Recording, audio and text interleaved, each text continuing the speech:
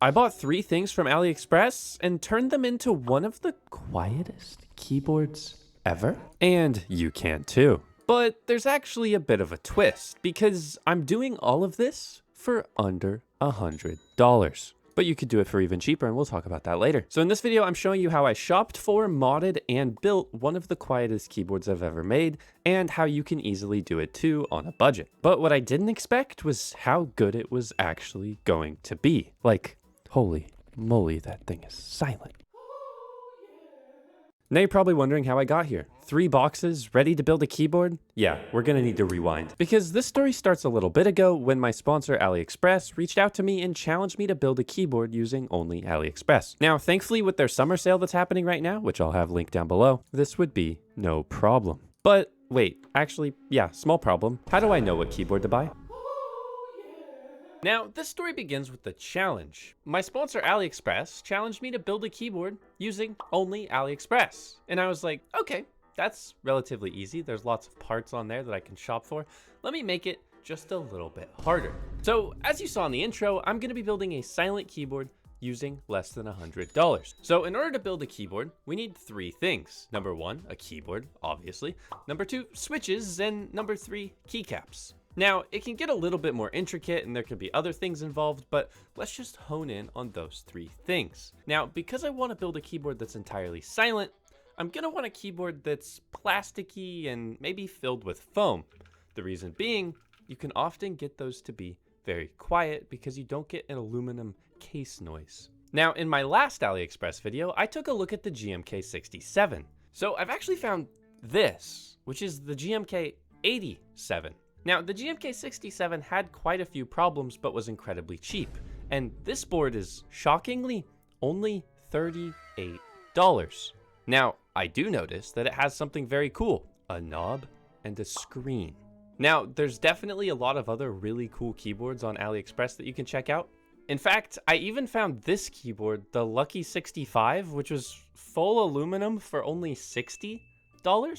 So leave a comment and get subscribed because I might have to check this out in a future video. Now, I'll have all of these products linked down below with a coupon code from AliExpress, so make sure you check out the description, but I think I'm gonna go ahead and buy the GMK87. So after ordering the keyboard, let's wait a bit and check it out. But let's see if it arrived in one piece. What, is it a keyboard? Who knows?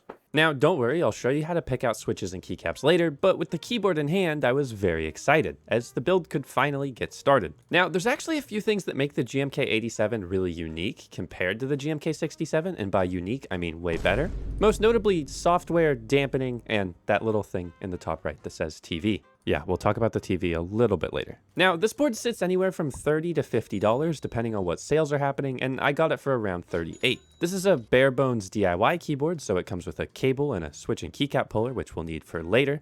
And as you can see, there's no switches or anything in it. This doesn't look like a keyboard at all. But have no fear, because later in this video, I'll be showing you how to build this thing, and it's way easier than you think. Also, at this point, some of you might be wondering, this keyboard is too small, or this keyboard is too big. And that's kind of the joy of custom keyboards, is you can choose whichever fits your preference. My preference is knobs. Now, the little knob is kind of incredible for me because it allows you to adjust your volume on a dime, and I like to do that quite often. Now, the one thing you're sacrificing here is build quality. Like, this thing is entirely plastic. It feels a little bit cheap, and it's because it is cheap. But they still managed to pack quite a few things into this thing. Like, this is a wireless dongle. That's pretty nice. For those of you that don't know, Bluetooth wireless on keyboards kind of sucks, so having a 2.4 gigahertz option is very nice if you're someone that cares about latency at all. Now, one thing that's really important when building a silent keyboard is having every part of it be silent, and these stabilizers came very well factory lubed, so I'm not gonna be worried about them ticking or anything like that, which also saves me about 15 bucks on lube.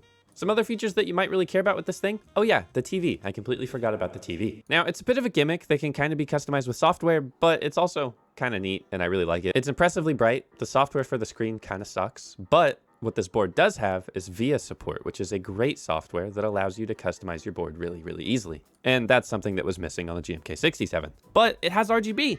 We love RGB. Now, it's not very bright and only serves to kind of accent everything, but hey, it's there. Now, this thing is incredibly cheap and pretty decently capable. Now, it's not an amazing keyboard, but when taking into account the price, we've got gasket mounting, well-lubed stabilizers, LEDs, a stinking screen, a knob. Like, what more do you want for less than 40 bucks?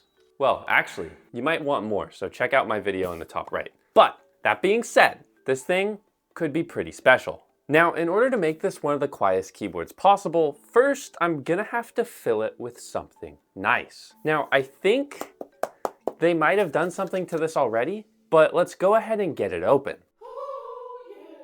Now, to open this thing up, you could use a pry tool, or you could use your incredibly strong rock climber fingers. Please go leave a comment and say, nice, incredibly strong rock climber fingers. Hipyo, what else do you do with those incredibly strong rock climber fingers? Wait, stop, don't ask that. Now, this is probably the biggest con of the case, is that you have to open it up with clips because you could potentially damage it each time, and honestly, I'd way prefer screws, so I hate when they do this, but whoa, that gasket performance is kind of nice. Now, we're actually going to be ruining it with our mods that we're going to be doing, but don't think about that. Now, when building a silent keyboard, our goal is to have everything as dampened as possible. And it seems like they already did some of the work, but there's a few things that could be missing. And wait, that's a full silicone layer in this thing? Whoa! Also, when working around a keyboard with a battery, make sure you're careful because the batteries can explode. Don't attempt to pry or puncture the battery at all. I feel like that doesn't need to be said, but hey, you know. Now, this tiny layer of foam is fine, but I think I can do a lot better, just not in the way that you think. Now, this is a total experiment on a very cheap keyboard, so I warn you, be careful trying this at home. Generally, I would do a tape mod to make this thing a little bit poppier and act as a bit of a high pass filter, but in this case, I'm using Kill Matte, aka automotive dampening foam, and I'm gonna be putting it on the back of the keyboard. But if you're trying this at home, I recommend you just use electrical tape rather than this crazy method, because this could potentially cause some issues. Because I finally gained brain cells, I actually marked and measured and then just cut it out and peeled. Now, generally, I put this in the case of the keyboard. So this is my first time putting it on the back of a PCB, and warning, this will completely ruin your PCB when you try and remove it. So this is a permanent mod. I don't know how many other warnings you want. Maybe I could put dancing clowns on the screen and say, don't do this, I'm a clown, hee hee. But I am really confident that this will make the keyboard sound deeper and also quieter, because I want like a deep thok. And then I just plopped it back together. Now that we've modded it with a Kill Matte, I don't really know if it's gonna break it or not. This thing will be hopefully very, very silent. But a silent keyboard means nothing without switches, right? Like, I guess, yeah, this doesn't make any noise, but how are we gonna type on this thing? It's a keyboard, right? You are a keyboard, right? Right? Now, in order to make a quiet keyboard, we need quiet switches. And in this case, we got these. I'm gonna have to clean that up. Normally with switches, you have a ton of different options. You can go with linears and tactiles and clickies, but in this case, we want something silent. So it's a little bit more complicated because we need a switch that's actually dampened. Now, if you're willing to gamble a little bit, I think AliExpress might actually be one of the best places to try new keyboard switches because of how obscenely cheap they are. Now, in our case, I found these Otemu Silent Peach V2s and Otemu Silent Cream Yellows. Now, these look kind of like a holy panda, so I'm very curious to check these out. They also appear to be tactile, but I'm gonna go ahead and buy both of these switches in order to figure out which one is the best, because a set of 90 is only 17 bucks. Now, they say that they're lubed, so we're gonna have to put that to the test as well. Let's just go ahead and add to cart, and I'll see you in a little bit. Now, in order to determine what makes a good silent switch, we need to determine a few things. Number one, is it silent? AKA, does it make noise? Number two, does it feel good? Because if a switch is quiet but feels terrible, then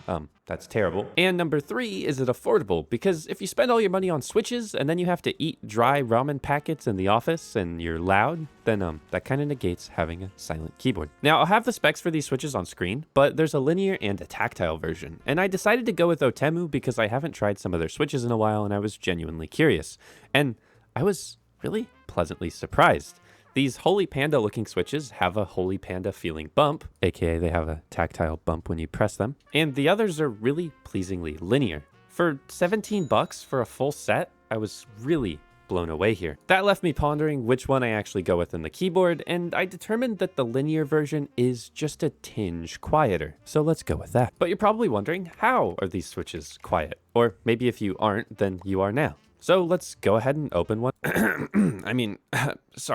Let's go ahead and open went up real fast. Sorry, this doesn't usually happen. My therapist says I have trouble opening up. Woohoo, there we go. Now, every company kind of has their own unique way of making a silent switch, but these happen to use a little bit of gel on the slider. This basically just blocks the noise from bottoming out, but it does make it a little bit mushy, which I actually prefer. Now, I'm not sure if I mentioned it before, but this keyboard is hot swappable, meaning you can put switches in without needing to solder or desolder. So I just use magic to put them in real fast. If you're super new to keyboards and don't know how to put switches in, just make sure that the pins line up with the pinholes on the keyboard sockets. Now, next, when I was looking at keycaps, I had to be a little bit careful because AliExpress is home to a lot of clones. These are keycaps that, in my opinion, are stealing from original artists. Anyways, I did my best to parse through the clones, and I think I found what is not a clone set, albeit it is amongst other clone sets. So there's really no way for me to know for sure, other than being Paul from Dune or something. I don't know.